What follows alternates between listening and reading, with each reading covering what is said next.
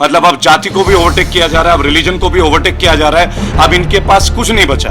Dollar 77 रुपए का value में आ गया, हम बन नहीं गए सोने की चिड़िया। आज भी भारत के ज्यादातर प्रोजेक्ट्स चाइना कर रहे हैं। बड़े साइकाट्रिस्ट से लेके वैद्य से लेके कवि से लेके सब में हम नंबर 1 है। तो फिर ये कॉन्ट्रैक्ट मोदी जी, और सबसे बड़े प्रधानमंत्री भी मोदी जी हैं, सबसे बड़ी पार्टी भी विश्व की बीजेपी है, उसके बावजूद सारे कॉन्ट्रैक्ट विदेशियों को। अगर कोर्ट काम कर रही होती ना तो इतने गरीब लोगों के घर नहीं टूटते। कल हमारे तोड़ के बोला जाएगा, जब उनका तोड़ा तब तो बहुत ठाके लगा रहे थे। अब बेटा तुम्हारा नंबर है, इतना भरो, नहीं तो तुम भी गए। जय हिंद, जय भारत। मैं रेबल शराननपति। पहले आप लोगों के मंच का धन्यवाद। और ये देश में कुछ नया नहीं है, 2014 से लगातार चल ही रहा है। मेरे ख्याल से जितने भी बुद्धिजीवी होंगे, अब तो हमारे देश के जो छात्र हैं 8वीं और 10वीं के, वो भी प्रोजेक्शन बता सकते हैं कि अगले 3 महीने बाद इनकी पॉलिसी क्या होगी। क्योंकि कहीं पे भी एम्प्लॉयमेंट की बात होगी नहीं, एजुकेशन की बात कहीं पे होगी नहीं, फॉर्मों के नाम पे इतने घोटाले, उनका जिक्र कभी आएगा नहीं। लेकिन भारत में एक ऐसा मुद्दा है जो मुद्दा सदियों से जीता है। तो मुझे लगता है इस पॉलिटिकल पार्टी का एजेंडा केवल यही है कि क्यों ना उसी चीज़ को बेचा जाए। रीज़न क्या है कि अब रिलीजन जो है वो टॉप क्लास का बिजनेस टूल बन गया है। आपने टूल किट का नाम सुना होगा, पत्रकार महोदय, जब आप लोग किसान आंदोलन में देखते थे, हम लोग सोचते थे टूल किट मतलब गाड़ियों के औजार, लेकिन एक नया टूल किट आया था। तो एट दिस टाइम मंदिर और मस्जिद और इसकी ओनरशिप जो है ना, वो बेस्ट टूल किट है। अब राजस्थान के आप जिस सांसद के बात कर रहे हैं, मेरे ख्याल से वो राजघराने से हैं, बराबर। अब राजपाट तो चला गया, लेकिन राजपाट का नशा अभी तक उतरा नहीं है, पहली बात। तो जिन मोहतरमा ने ये अपना क्लेम किया है, पहले तो एक बात बता दें कि अगर आपकी ये प्रॉपर्टी है तो ताजमहल जब बनाया गया था, उन मजदूरों का पेंशन और पीएफ तो होना चाहिए हो ना मैडम आपके पास। आपके पास तो लिस्ट होगी, कितने लेबर ने काम किया होगा, आपके सुपरवाइजर भी रहे होंगे। तो सबसे पहले बाद में अपने प्रॉपर्टी के पेपर दिखाइएगा, पहले डेट वाइज उन लेबर्स का नाम पता बता दीजिए। आप चूंकि उनके वंशज हैं, अगर ताजमहल आपका हो सकता है तो जिन लोगों ने काम किया होगा ना, कारीगरों ने, उनके खानदान के लोगों को भी देख लेते हैं कि आपके सो कॉल्ड ग्रैंड पेरेंट्स ने उनको तनख्वाह दी थी भी या नहीं दी थी, ये भी देख लेते हैं एक बार। अगर आप लोगों की विरासत थी, देखिए ये एक प्लान तरीके से, ये बिल्कुल वैसे ही है जैसे नवनीत राणा, आपने देखा होगा हनुमान चालीसा का पाठ करते ही, और एक निर्दलीय थी, बराबर। और जब वो उन्होंने ये पाठ पढ़ा तब वो हिंदू थी, लेकिन जैसे ही वो मुंबई के थाने में पहुंची वो दलित बन गई। कितना जबरदस्त ट्रांसफॉर्मेशन है। मतलब अब जाति को भी ओवरटेक किया जा रहा है, अब रिलीजन को भी ओवरटेक किया जा रहा है। अब इनके पास कुछ नहीं बचा। आप हाल फिलहाल में श्रीलंका और पाकिस्तान दोनों का माहौल देख लीजिएगा। दोनों को ही लीडर एक पर्टिकुलर धर्म को लेके उछल कूद करते थे, और आज वर्ल्ड बैंक से कर्ज लेके हेलीकॉप्टर लेके राजपक्षे जी कल भाग रहे थे, अगर आपने देखा होगा। शूट एट साइट का ऑर्डर भी हो गया। अगर यही रहा, क्योंकि उन लोगों ने जो किया, भारत के लोग जो मंत्री वो भी तो यही कर रहे हैं, वर्ल्ड बैंक से कर्जा ही ले रहे हैं। सड़क बनाओ तो वर्ल्ड बैंक, डैम बनाओ तो वर्ल्ड बैंक, कोई भी काम करो तो वर्ल्ड बैंक। अगर हमारे पास 8-10 ट्रिलियन डॉलर की इकोनॉमी और हमने जीएसटी में 5 लाख 10 लाख करोड़ का कलेक्शन कर लिया है, तो हमें जापानीज गवर्नमेंट से, वर्ल्ड बैंक से वाला पैसे लेने की जरूरत क्यों पड़ रही है। और अभी इनका एक और नया प्रोजेक्ट है कि अब हम जलमार्ग बनाएंगे, खूब बनाएंगे। यमुना जी पे लाखों करोड़ों खर्च नहीं, लाखों करोड़ों खाने के बाद आज भी यमुना जी तो इनसे साफ हुई नहीं है। अब ये जल मार्ग बनाएंगे और इस प्रोजेक्ट के नाम पे भी अरबों रुपए बैंक से लोन ले लिया जाएगा, और पत्रकार महोदय उस कर्ज को भी हमारे कंधे पे ही डाला जाएगा, और फिर हमारे चमड़ी का खाल बना के हमसे टैक्स लिया जाएगा। तो ये सवाल मंदिर मस्जिद का नहीं है, ये सारी प्री प्लान्ड फाइनेंशियल चीज़ें जो गवर्नमेंट को चाहिए, गवर्नमेंट अपनी ओर से लिए जा रही है। जो हमें उनको देना है, उन्हें हमें कुछ भी नहीं देना है, सिवाय एक मुद्दे के कि हिंदू तुम सिक्योर हो जाओ, क्योंकि मैं हूं तो तुम सुरक्षित हो, जैसा अब तक तो हम लोग कभी सुरक्षित थे ही नहीं जी। अरे आप लोग के जो प्रश्न है ना, कई बार मेरे को बहुत उलझाते हैं। आप भारत के अंदर के मॉन्यूमेंट्स की बात क्यों कर रहे हैं? अरे भारत का मसला तुम कभी भी निपटा लेंगे। कुतुब मीनार, ताजमहल तो निपट ही जाएंगे जब बहुत सारी चीज़ निपट गए, बराबर। सबसे पहले श्रीलंका को लो ना भाई, श्रीलंका भी तो हमारा ही था ना। प्रभु श्री राम गए तो थे, तो श्रीलंका को ले लो। नेपाल भी तो हमारा ही था ना, नेपाल को ले लो। अरे कंबोडिया में जो विष्णु मंदिर है वो हमने ही तो बनाए थे। कंबोडिया कोई मुल्क तो था नहीं। विष्णु शास्त्र में, विष्णु नारायण कथा में वो भी एंटाइटल्ड है। तो सबसे पहले दूर की चीज़ों को लो ना, अपने को तुम कभी भी बैठ के निपटा लेंगे। जैसे घर में आप बंटवारा करते हो, अगर आपके पिताजी बंटवारा करने लगे आपके 2 भाइयों पे, तो आप अपने घर में जिस घर में रहते हो तो कभी भी कर लोगे ना। मान लो 50 किलोमीटर दूर में कोई प्लॉट है, पहले उसको सुलटाओगे या पहले घर को सुलटाओगे? थोड़ा कॉमन सेंस की बात है। अगर इतना ही प्रॉपर्टी हमारे सब बता रहे कि हम इस प्रॉपर्टी के मालिक हैं, तो पहले श्रीलंका को अपनाओ। मेरे कहता हूँ मोदी जी जरूर कीजिए, श्रीलंका हमारा ही तो था, पाकिस्तान भी हमारा था। भूटान भी हमारा था। आप तो जानते हो ना, म्यांमार, बर्मा, ये सब हमारी जो रेजिम थे, कंबोडिया, मंगोलिया। भाई सम्राट अशोक का नक्शा देख लीजिए, मोदी जी सम्राट अशोक को तो मानते ही होंगे। यहाँ से लेके यहाँ तक, अफगानिस्तान तक हमारा था, कंडार तक, एक एक करके पहले जो हमसे दूर दूर इलाके वो ले लीजिए। देखिए मैं एक बात आपको बोलूँगा, धर्म को तो हमें कभी किसी बीच के मुद्दे में लाना ही नहीं चाहिए। एक बहुत पुरानी लाइन है, मजहब नहीं सिखाता आपस में बैर रखना। इनको आजकल के ये जो अंधभक्त इन्होंने बोला कि ये सेकुलरिज्म है, आप बताइए आपके मजहब में लिखा है क्या, मेरे मजहब में लिखा है कि मैं किसी का खून बहाऊं या रक्त बहाऊं किसी काम के लिए? ऐसा किसी मजहब में नहीं है। तो ये मजहबी तो एक एजेंडा बनाया गया। देखिए पहले क्या था, हर टेररिज्म एक टूल था, लोगों को बनाते थे टेररिस्ट, इस्तेमाल करते थे और फिर उन्हीं की हत्या करते थे। अब एक छोटा सा टूल है। अभी डेवलपमेंट की बात केवल एक जगह रह गई है। हमारी डेवलपमेंट हमारे इतिहास में है, हमारा डेवलपमेंट अब हमारे वर्तमान में नहीं है।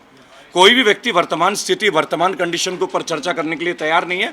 500 साल पुराना एक खुदाई में से कुछ मिला, उसके लेके लोग उत्साहित हो रहे हैं। और यहाँ जो गली मोहल्ले का बच्चा जो अनएम्प्लॉयड गली नुक्कड़ में घूम रहा है, आपको उसको पहले महत्व देना है, या 800 साल पुराने निकले एक सीढ़ी का या एक बर्तन का, कि जब दुनिया पीपल और क्या बोलते हैं उसको, केले के छिलके को लेकर ढकती थी, तब हमारे यहाँ सभ्यता थी। हम मानते हैं थी, लेकिन आज की ज़रूरत क्या है, आज की ज़रूरत के ऊपर तो चर्चा करेंगे। देखिए मैं एक बात आपको बोलूँगा, इतिहास को आप बदल नहीं सकते, आप एक नया इतिहास रच सकते हैं अगर एक बेहतर मॉडल हो आपके पास। कोई भी बेहतर मॉडल उधार की जिंदगी में नहीं हो सकती। नाम बदलने की तो मैं आपको दोबारा एक बात बोलूंगा, नाम के ऊपर आ जाएंगे, पहले वर्तमान की एक बात तो कर लें। आप इतिहास को, भाई भारत तो सोने की चिड़िया थी, बराबर, तो हम तो सोने की चिड़िया बन गए। डॉलर 77 रुपए का वैल्यू में आ गया, हम बन नहीं गए सोने की चिड़िया। सोचिए ना भाई, डीजल, रसोई गई, ये सब तो आगे बढ़ ही रहे हैं, बराबर, नए नए कीर्तिमान स्थापित कर रहे हैं। जॉब्स का कीर्तिमान क्या है आप बताइए, गवर्नमेंट प्रोजेक्ट्स का कीर्तिमान क्या है? हम जिस चाइना से कंपटीशन कर रहे हैं, आज भी भारत के ज़्यादातर प्रोजेक्ट्स चाइना कर रहा है। आप कहते हैं, देखिए हम लोगों ने जाके श्रीलंका में एयरपोर्ट बनाया भारत की एक कंपनी ने, लेकिन अब जो एशिया का सबसे बड़ा एयरपोर्ट बन रहा है नोएडा में, जेवर इंटरनेशनल एयरपोर्ट, वो एक स्विट्जरलैंड की कंपनी को ठेका दे दिया गया। तो मेक इन इंडिया कहाँ गया, कहाँ है हमारा विकास? अगर आपको अपने हर छोटे बड़े काम के लिए आप अडानी जी का बोर्ड लगा दोगे, यही ना, लेकिन काम तो कोई विदेशी कंपनी करेगी। चाहे मेट्रो का प्रोजेक्ट हो, चाहे कोई भी प्रोजेक्ट हो, चाहे गैमॉन, आप ये कंपनीज का नाम लेके मैं आपको बता रहा हूँ, आप एक बार जाके देखिए कहाँ के हैं ये कंपनीज। ये जितने टनल्स बन रहे हैं, क्या इंडिया बना रहा है? ये सारे प्रोजेक्ट विदेश को, एल&टी को दिया गया, लार्सन को दिया गया। क्यों दिया जा रहा है इनको? क्या हमारे पास इंजीनियर्स नहीं है? इतिहास तो ये भी कहता है कि विश्व का पहला इंजीनियर भारतीय है, सबसे पहले गणितज्ञ भारत ने दिया, आर्यभट्ट ने। विश्व को हमने शून्य दिया। सबसे बड़े साइकाट्रिस्ट से लेके, वैद्य से लेके, कवि से लेके, सब में हम नंबर 1 हैं। तो फिर ये कॉन्ट्रैक्ट मोदी जी, और सबसे बड़े प्रधानमंत्री भी मोदी जी हैं, सबसे बड़ी पार्टी भी विश्व की बीजेपी है, उसके बावजूद सारे कॉन्ट्रैक्ट विदेशियों को। आप एक मोबाइल की कंपनी नहीं बना पाया, और जो स्वदेशी कंपनी थी उनको आपने ठिकाने लगा दिए। आपने जमीन दे दी चाइना के ओप्पो, वन प्लस, वीवो और पता नहीं किस किस कंपनी को, और आप बात करते हैं विकास की और भारतीयता की। देखिए मैं एक बात बोलूँगा, जहाँ भी ASI का कोई वर्क हो, आर्कोलॉजिकल सर्वे ऑफ इंडिया, एक बड़ी छोटी सी बात बोलूँगा, अभी तक बहुत सारे विभाग ऐसे हैं, हालांकि मैक्सिमम विभागों के ऊपर इनका इन्फ्लुएंस तो आ चुका है, आप भी देख रहे हैं।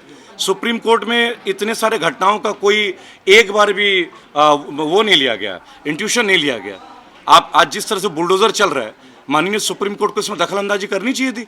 एक बार देखनी चाहिए थी कि जिनकी ज़मीनों की रजिस्ट्री है, बिजली के खंभे लगे, ये बिजली विभाग नहीं लगाया ना, ये रोहिंग्या तो आके लगा नहीं गए अपने आप। ये बांग्लादेश की बिजली के कनेक्शन तो नहीं है, ये दिल्ली सरकार की है ना, BSES के है ना बिजली विभाग।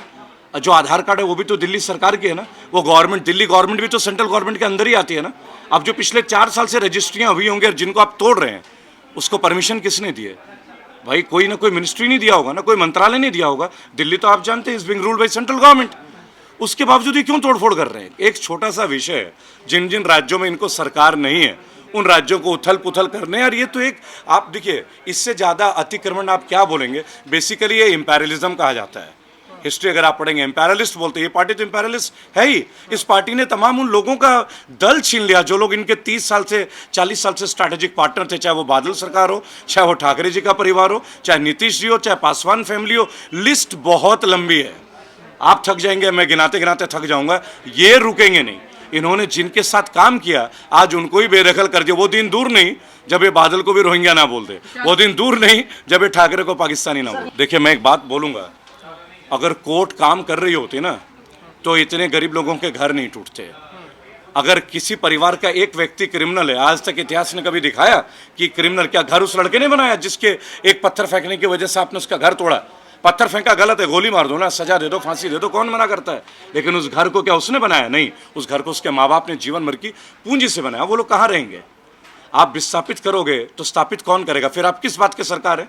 सरकार का काम होता है गरीबों के हितों का रक्षा करना, मजलूम और कमजोरों को स्थापित करना। ये पहली सरकार है जो अन्य जाति और धर्म के लोगों को उजाड़ के अन्य कुछ जातियों को लुभाने का प्रयास कर रही है। लेकिन मैं उन तमाम अन्य जाति जिनमें से खुद मैं उस जाति से आता हूँ और उस धर्म से आता हूँ, एक हाथ जोड़ के विनती करूंगा कि 20% के लोगों से कुछ नहीं करेंगे।